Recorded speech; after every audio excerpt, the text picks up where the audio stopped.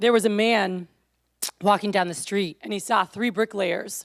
And he asked the first bricklayer, he said, what do you do?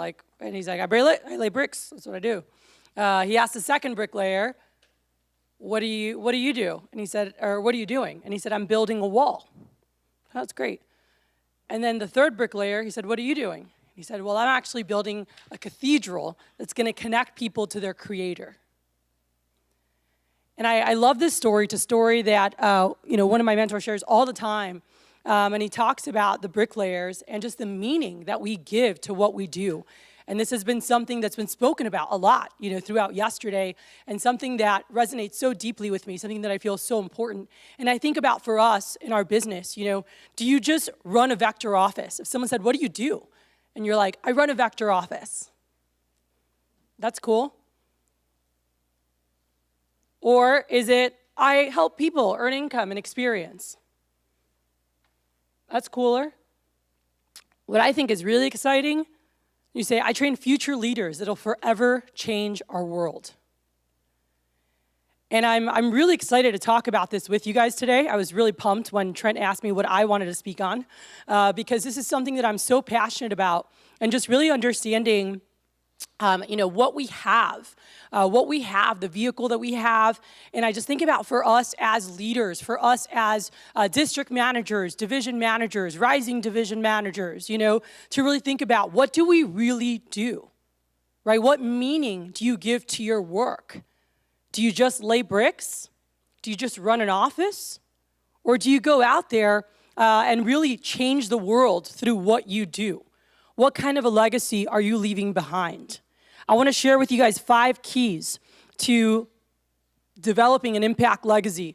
And this is, again, just a topic that I care so much about and so passionate about. So 5 things that I'm going to cover with you guys today. Number 1, vision.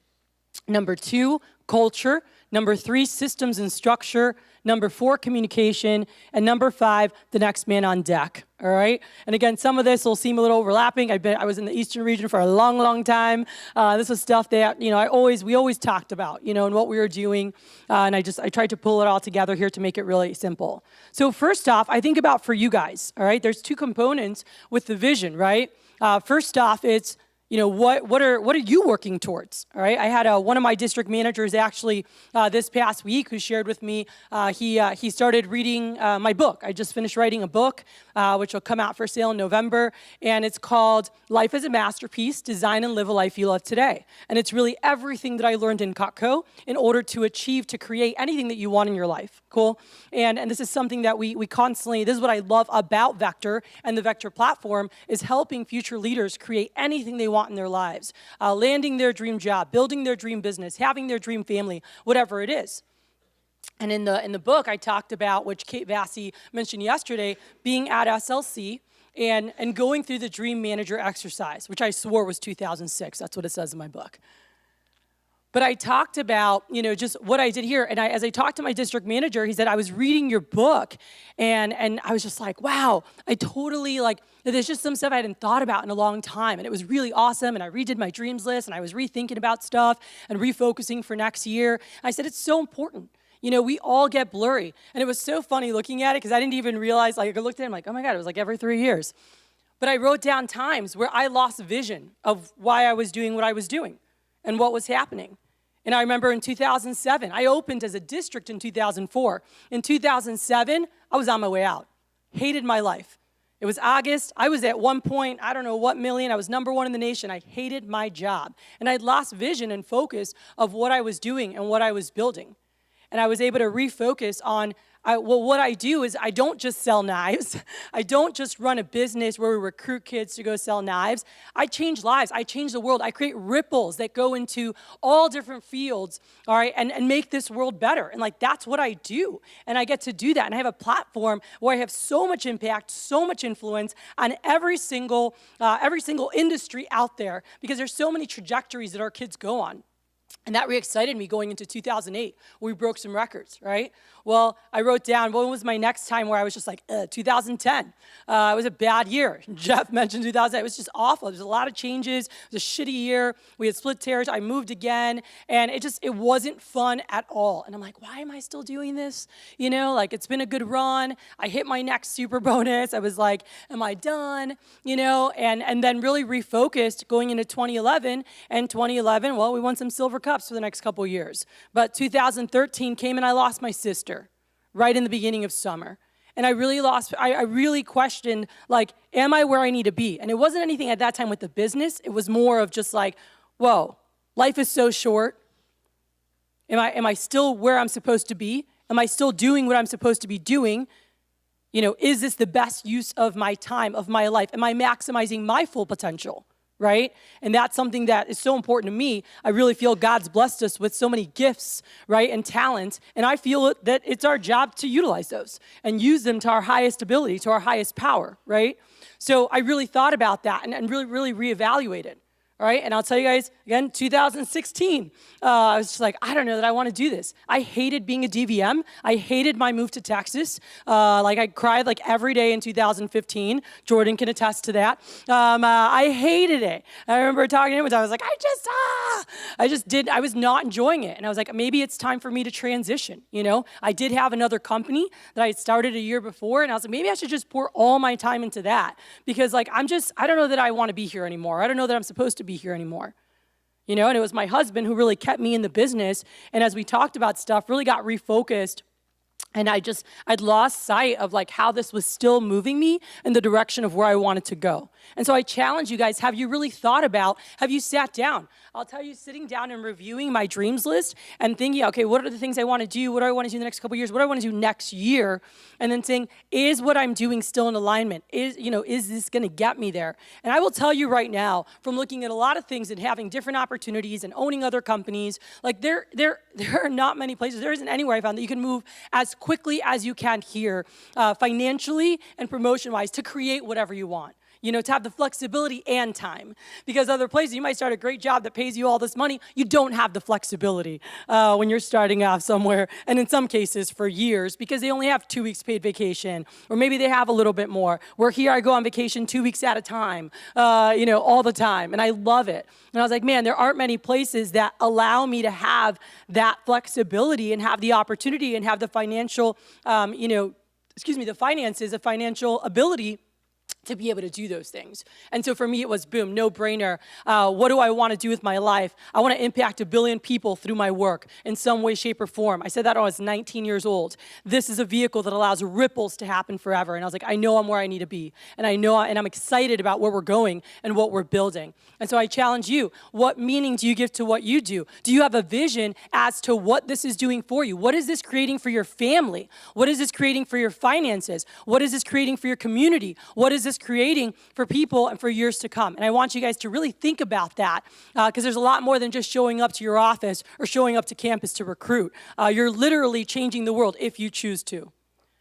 Second thing is, make sure your team is working with purpose, all right? Are your assistant managers just helping you recruit? Are they just making PR calls? Are they just driving a phone jam? Or do they know where this vehicle is getting them? Do you know what they want? Do you know where they're going? Do you know what they want to create?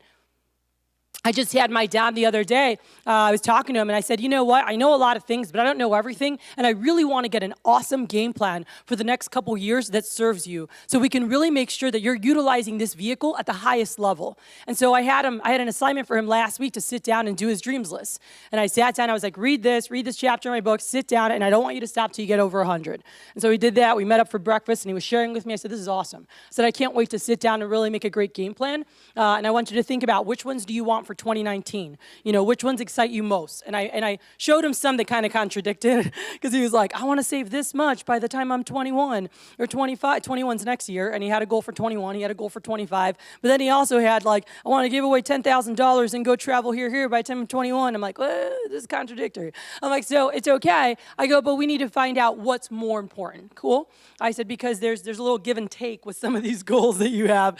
So let's find out what's most important. But it definitely creates a new, fresh, and exciting purpose to work because now work is getting me towards that dream job. Now work is getting me towards that, being that 5-star recruit. It's helping me advance within this company. It's helping me acquire X, Y, and Z, whatever it is. And so we said, one of Spencer's, his head girl running the office, she had mentioned, why don't we do dreams lists in the office, have posters up in the other office? And I said, actually, that's a great idea. I know that I've had friends who've done that in their offices. I said, that'd be cool, let's do it, and people put up their top dreams for 2019, and let's get excited about crossing some of those off. Let's pick some little goals, let's pick some big goals, right? And I have a PDF I was sharing with some of the guys at the table last night that I created that my guys could use, and it's been really helpful for a lot of them. Man, it was so good to just sit and put that together and really identify and narrow in on what I'm most excited about for this next year, because now every phone call is not just a phone call. That phone call is taking their mom to Hawaii. That phone call is buying their dad a car. That phone call is helping their little brother pay for school. Does that make sense? And so you're attaching a much deeper meaning to everything they're doing because every action and every step goes to something bigger. So make sure you take time for yourself to look at that. Make sure you take time with your people, because when that's in place, guys, exciting things can happen. You want to build layers, you want to build an impact legacy, you need people to stick around. You want people to stick around who are excited about where they're going and have just energy that pours out to their people, and that will not happen with a lack of vision. Number 2, culture. We've talked a lot about culture at this event. Right? And there's been a lot of great things. Gamboa just went through so many things that he talked about as he gave his talk on, what we're about. We're about this, we're about this, we're about this. Have you thought about what you're about? Right? What are you about? What do you want your organization to be about? It was a great reminder for me being here, by the way. I moved again this summer. Just love moving. Moved territories again and started from scratch. And one of the things that I forgot to do in the midst of moving and everything crazy, and Spencer also opening up an office again, is I never redid our mission statement. I never printed our mission statement this summer.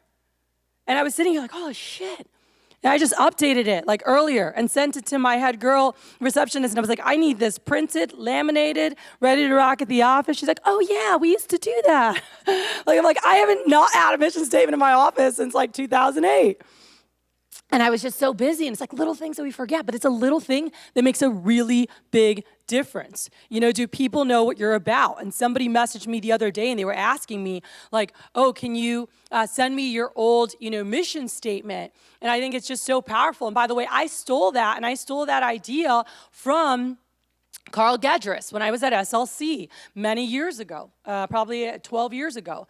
And he had talked about his mission statement. I said, that's a great idea. And so I went back with my team, and this is exactly what we did. And we said, I want everyone to think about key phrases or words that you want us to be known for. What are we about? If we said, Miami-Dade Sharpies are, I said, describe us, let's go. And we went around. So this is the steps. Grab your key staff, grab your staff, and say, go. And Andrew's we're passionate, we're hard workers, we're disciplined, we're family, and it's pick words that are important. So give him a couple seconds and say, hey, I want you to write down 3 to 5 words that if you had to describe an organization that really excites you and you said, this is what we're about, or this is what you want us to be about, what would those be? Write down 3 to 5 things. So they did that. This was my process with my guys when I got home. So they did that. I said, okay, cool, let's go. Go, Andrew, tell me. Passionate. Okay, go, tell me. And we wrote everything on the board. We just went around, and we said, okay, cool. I said, let's pick the ones that we love the most. I said, let's pick the top ones. And we just started I said, you can do words or phrases. And we put that together, and then we ended up coming up with our mission statement, all right? Which I actually wasn't planning on sharing, but since I have this, and it shows my whole computer, I can show it to you guys real quick, because I literally just sent this to her, all right? You're welcome to take a photo if you'd like, all right? But this is what we came up with, and I just changed the name of it to my new office. But we, the Pilot House Warriors, are a passionate, motivated group of leaders who embody excellence, integrity, and honor. We are focused on developing a team of young professionals that seeks to become the best version of themselves. This team will hold each other accountable to create moments of action within moments of opportunity, to turn obstacles into opportunities for growth, and to constantly strive and achieve what others perceive to be impossible. We call, we close, we conquer. We are a force. We are a family. We are the powerhouse. All right, and this right here, was created in Miami, and it's something that I love, and really has become what our organization is all about. And again, something that I just shared with you guys. Totally forgot to print this summer. Didn't even talk about it. All right, that definitely affected things and affected the culture in the organization. And I'm like, man, what could it have been? What could have happened this summer? If we had things in lock. All right, so.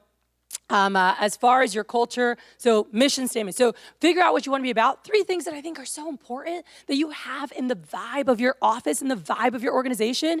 All right, fun. Are people having a good time? When you walk into your office, is there music on? Is it upbeat? Does it seem like a fun place to be? Or is it a drag? I have walked into offices and I'm like, oh my God, this is kind of depressing, all right?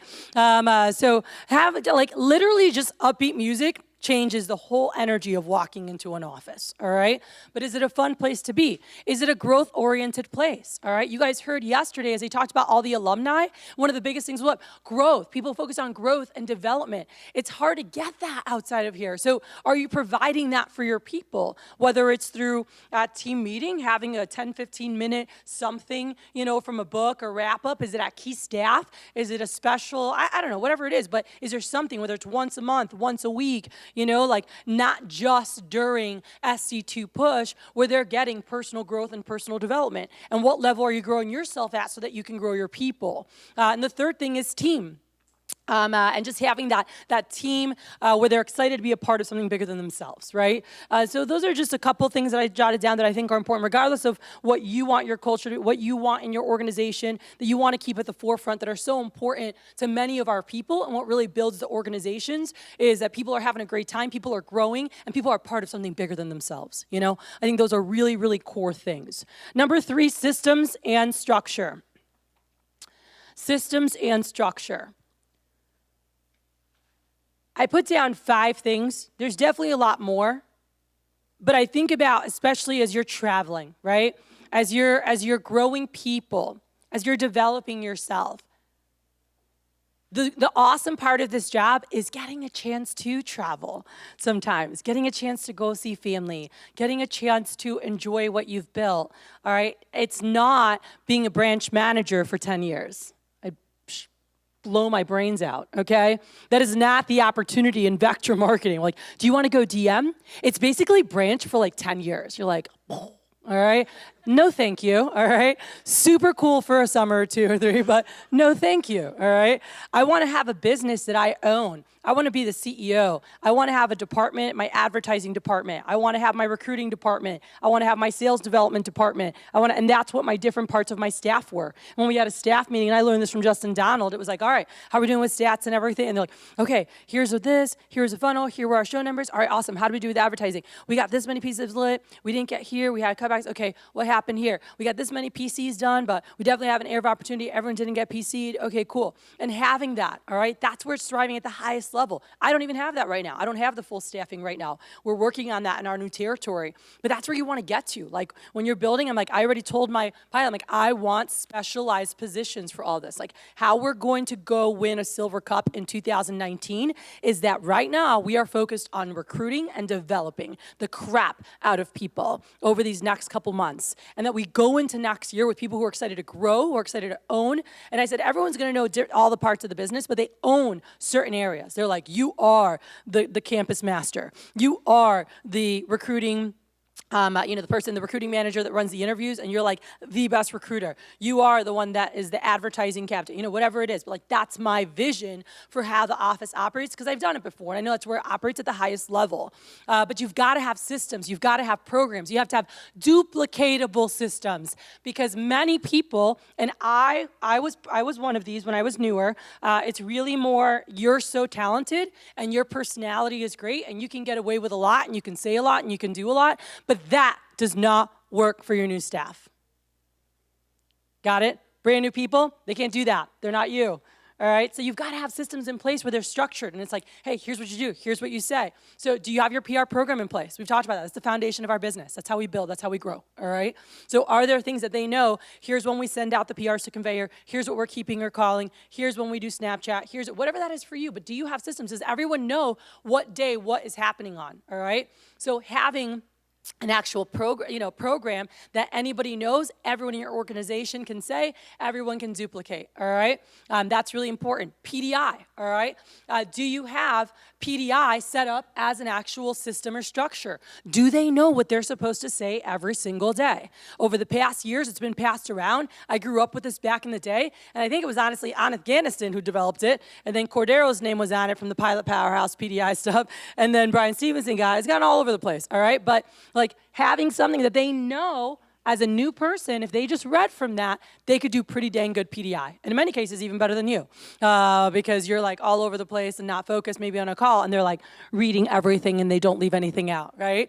So can you make sure that they have that? Maybe you put it on WhatsApp or group me in the morning. Hey, here are focuses for the day on top of your regular. So you have the regular Tuesday PDI. What's Tuesday? Look back, look forward, review this, make sure their names, they have their list ready for the phone jam. Ask for leadership of like, hey, dude, at the phone jam, we're counting leader. Like, you know, and they know, like on Thursday, you're following up. Hey, what was your favorite part of the meeting? So you have the things that are always going to happen every week, but every week you should be putting a couple key things in the morning of like, hey, here's what to focus on today, you know? So do you have those programs in place? You know, do they have structure for PDI? You know, PCs, do you have that printed out and they know when it happens? When is day one PC happening? When is the second PC happening? Whatever the program is for you guys. I know we have a program in Southwest region, and so we've got, you know, their first PC their first week, day 11, the next week, you know, so they're getting 4 PCs in their first month, and it's all scripted out. So whatever, ask your leaders, but is there something in place that your staff knows, your people know?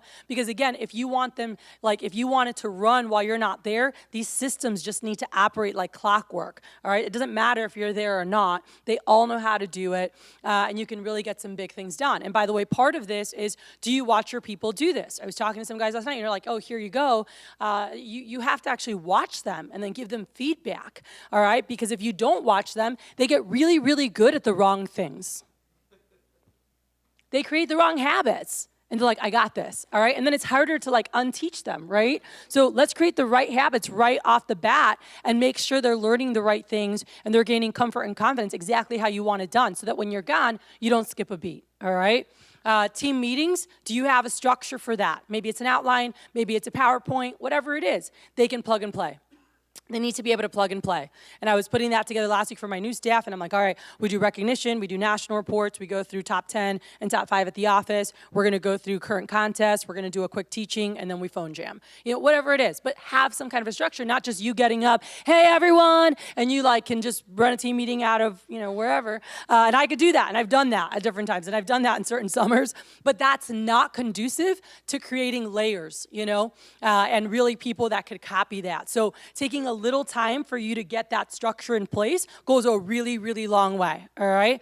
So team meetings, and lastly, phone jams. Do they know? Last week, and it's been great, the last 2 weeks I saw them take it all out. I was like, yes. And I walked them through, here's what we needed, a phone jam, all right? We have our check-in table, and he was talking about this yesterday, we've done this forever. I'm like, we have our check-in table, they sign in, we have extra schedule sheets, and if they don't have one, we have a phone jam tracker, we have objection sheets in case they don't have one. You know, we have everything we know they need out, and so they check in, we have stations ready to go. We have goals on the board. We have a sample of a social post that's always up on the board, you know, and so I told them that, and I took pictures, and then for, we call it PSP, Paycheck Schedules Phone Jam, which is either Sunday or Monday, I took a picture of what to put on the board so that they know. So now they know. So when I came in last week on Monday, boom, board was set up. I was like, yes. You know, everything's there. And it's just taking that time to make sure they know what to do. So when I came in, John's like, I already set up for phone jam. I was like, oh, great. And I looked and I'm like, nice job, dude.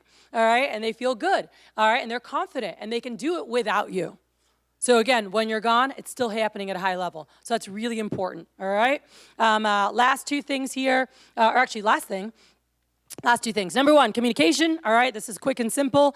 So first thing is, do you have proper accountability with your people, with your reps, with your managers? You know, I think about, and with that accountability, they need that, all right? Whatever level that they're at, they need that accountability. So making sure we're checking up on them, like how'd this get done, how'd that get done. If not, if they get away with stuff, it's gonna deteriorate your organization, you know? So just making sure, like when you do have those systems, you do have those standards, that there is accountability for those things. Some things daily, all right, and then there's some things that are weekly, right? And so making sure that we have that accountability. The second thing is making sure relationship building, and this goes, I put it under communication, but just are you getting time? You know, are you getting time with your people? That was my number one takeaway from yesterday or the DVM meeting. I can't remember, it's written down, but it was just like, I wrote that down like 6 times, like get more time. And I'm really bad at that. And I was sharing last night, my love language, my lowest one of the 5 is quality time. It's my lowest. I have like a 2 on quality time. I don't need it. Just buy me nice shit, all right? So I like gifts. I like acts of service.